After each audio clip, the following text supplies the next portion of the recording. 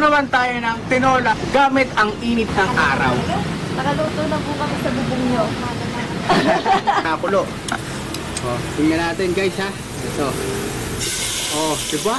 Grabe talaga ang init ng panahon. Kaya talagang mangingilang po ng daw ng malunggay. Hoy! Ang ginagawa mo din sa bubong? Sabi ko iluto mo yung tinola. Dito rin ako magluluto. Eh, napakainit ng panahon. Kita mo naman eh, nagpapahinga lang ako dito sa ilalim ng bayabasan. Lulutuin ko yung tinola. Gawin mo na. Oo, nakita mo ba yung niluto ko sinigang? Oh, O, diba naluto? Ang sarap. Eh ngayon, magluluto naman ako ng tinola. narupan mo naman. Oo, tinola sa initan. Magluluto tayo ngayon. Naku. O, di ka naniniwala. Di. O, kita mo to. Ayaw pa rin maniwala sa akin. Panoorin mo, ha? Tsaka kayo, panoorin nyo. Ito. Ngayon, magluluto tayo ng tinola sa initan. Let's go! At ngayon mga kaibigan, magluluto naman tayo ng tinola gamit ang init ng araw. So eto na nga, siya nagayat na ni Mrs. yan. Ayan. Tapos eto, recipe natin guys, syempre manok tinola yan eh.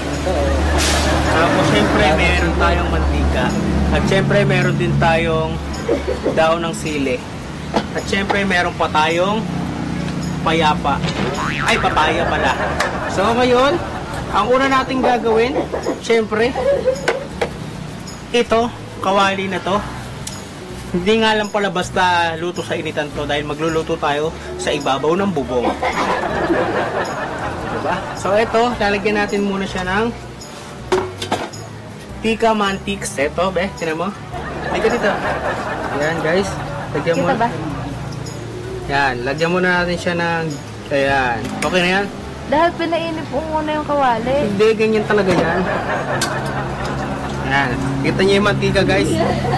Tapos, lalagay na natin sa bubong.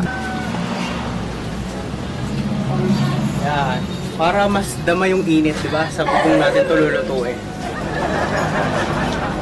Magantay lang tayo ng 5 araw. Yung araw na. Para Gutom na ako. Mag-antay lamang tayo ng 5 araw para makapag-gisa ng buyas, bawang, tsaka luya. Okay? So, painitin muna natin 5 araw yan. Tayo natin. So, ngayong makalipas ng 5 araw, di tayo naligo, guys.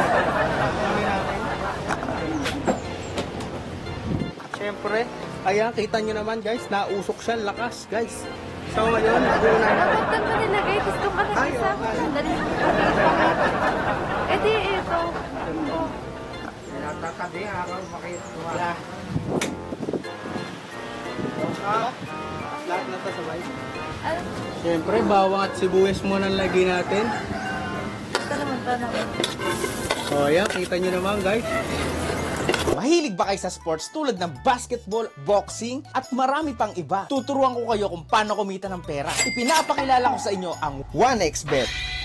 Ang una nyo lang gagawin ay i-click nyo lang yung link na nasa comment section at nakapin. Tapos magre-register kayo. At huwag nyo kakalimutan ng promo code na 1xGuy para makakuha kayo ng bonus up to 12,000. Pag nakapag-register na kayo, ay papasok kayo dito sa login na to. So ayan, kung mahilig nga kayo sa boxing, basketball at marami pang iba na sports, ay makakataya tayo dito ng mga gusto nating laban sa sports. Pipili lang kayo dyan ng mga gusto nyong tayaan. Ganyan lang kadali. Kaya ano pang hinihintay nyo? I-click nyo na yung link na nasa comment section at sabay-sabay tayo maglaro ng 1xBet.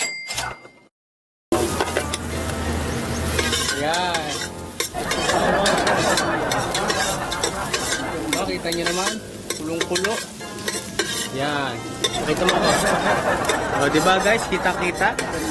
Halu-haluin lang natin. Balikan natin. Makalipas ang 3 days. Okay? Iwan lang muna natin dyan. 3 days. Maluluto din yan.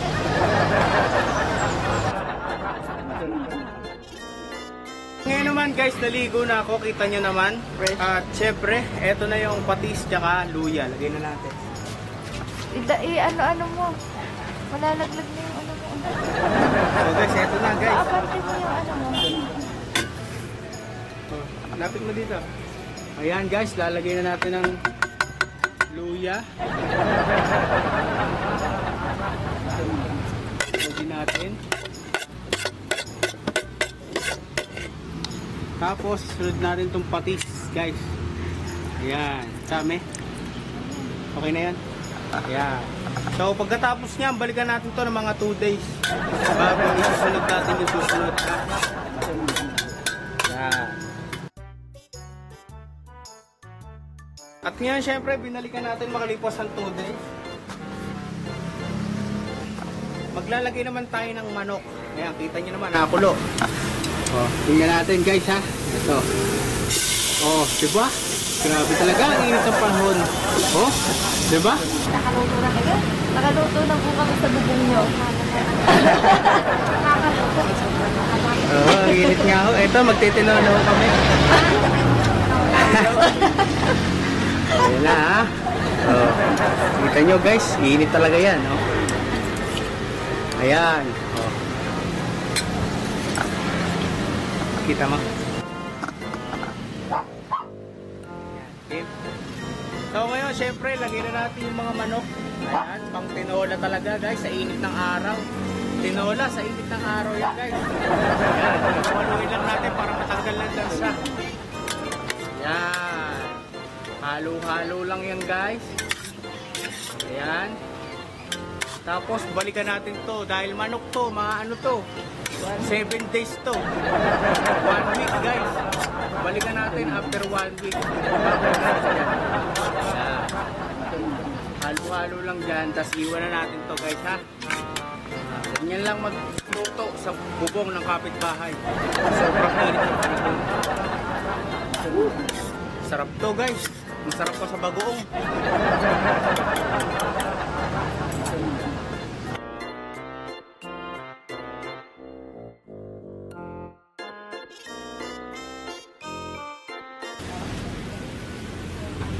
So ayan guys, kita-kita nyo naman. Ayan, kita-kita nyo naman na kulo. Aray, init. Pasok tayo. Kita-kita nyo naman, kulong-kulo na siya guys. Makalipas ang 1 week ano. Ngayon kukuha tayo ng tubig para ilalagay natin dyan. So eto na guys, meron na tayong tubig. Lalagay na natin dyan syempre. Ayan. Masarap kasi maraming sabaw guys eh. Ayan, sana sakto yung sabaw na nilagay natin. So, balikan natin to mga kalahating buwan guys. So, ngayon guys, syempre ilalagay na natin tong papaya. Ayan.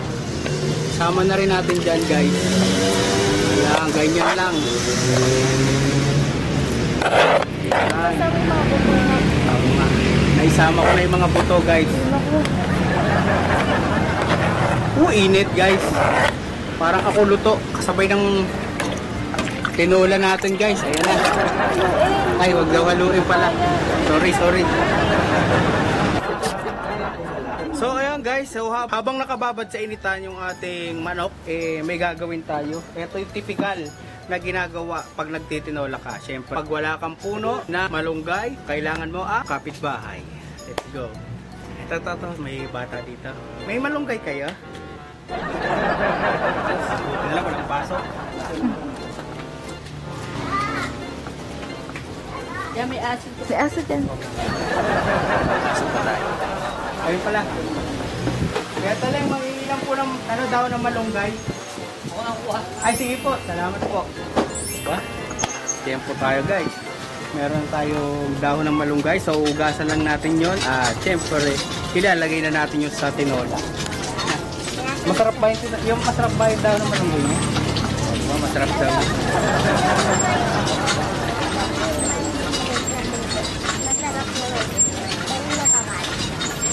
Diba? Naintindihan nyo? Ako hindi. Masarap yun, diba? Yun, ano kasi yan eh, yung dahon ng malunggay, masustansya siya, diba? Oo, ang dami ang dami ng langgam nung mangga. Ayan o guys, pinapapak na siya ng hantek. Ayan o. Hula ko matatamis ang ngayon, mangga na. Oo, ayan o. Sayang. Ginagawa nilang, nagagawa nilang bahay. Ayun na. Ayan. Ano na nangyayari? Gumagawa, kinukuha, nagbibirim yung mga langkam ng mga pagkain nila para pagkatag ulan, meron silang makakain. Oo, di ba? Kita niyo yun, nakuha niya nga pala yun sa kwento ng tipaklong tsaka langgam. Dahil siya ay grade 1 na. Grade 1 tayo. Sabi na eh, hindi niya nakuha yun eh. Lalo mo kay Andre kung alam niya yun. Ay, hindi niya alam yun. Oh, ang alam niya si grasshopper. Nagsasaya lang naman siya, kaya nang taglamig, na wala siyang nakain. Kaya naisip na ni Tipaklong na mamamatay siya sa gutom. Kaya pumunta siya sa bahay ng langgam. Tapos yung langgam naman ay hindi niya tinulungan. Pinaalis na lang siya. Oh, yun ang nangyari sa langgam at saka sa tipaklong. Kasi alam ni Andrick, ants and grasshopper. Na. Kasi Oh. English yung pero para pagka naiintindihan, Tagalog ang inaano. Ayun, thank you po. O, diba? Meron na tayong malunggay, so hihimayin na natin ang malunggay bago ilagay sa tinola. Let's go. Thank you, Sariel.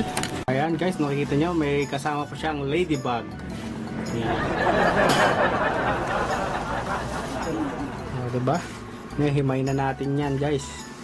Para mamaya, matagal pa naman natin ito mailalagay. Mga 2 weeks pa to bago mailagay, bago kumulo yun eh. Yeah. So after 3 days, napakatagal nito.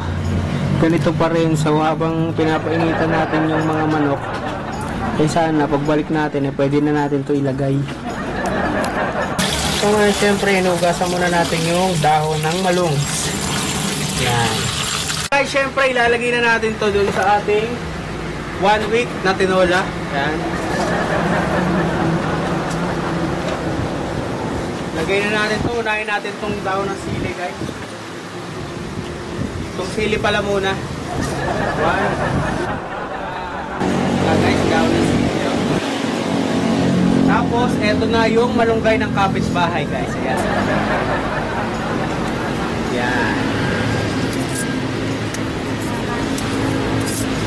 Yan, tapos antayin na lang natin siya, tapos mamaya na natin siya tikman guys. Let's go! At syempre, ayan na guys, luto na to, panigurado. Makalipas ang 1 month. Ayan, titikman na natin siya ngayon. Bago natin ibaba sa bubong. Ito na, ano kaya lasa ng tinola na naluto sa init ng araw?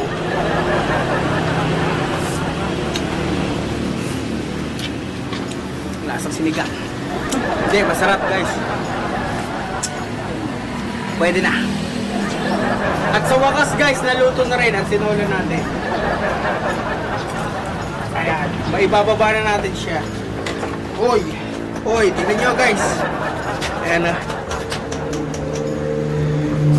Ayan na guys, tinola naman eh no guys. Ikaw na yan, Drake. Yan, sabay. Bakit? Masarap yan. Go.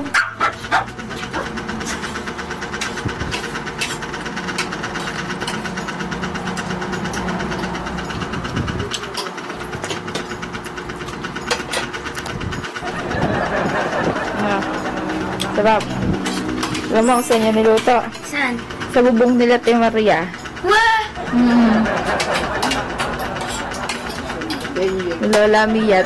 Nak, masarap. Luto sa bubong. Sarap daw pa. So dito ko natatapos yung vlog ko guys. Thanks for watching. Subscribe.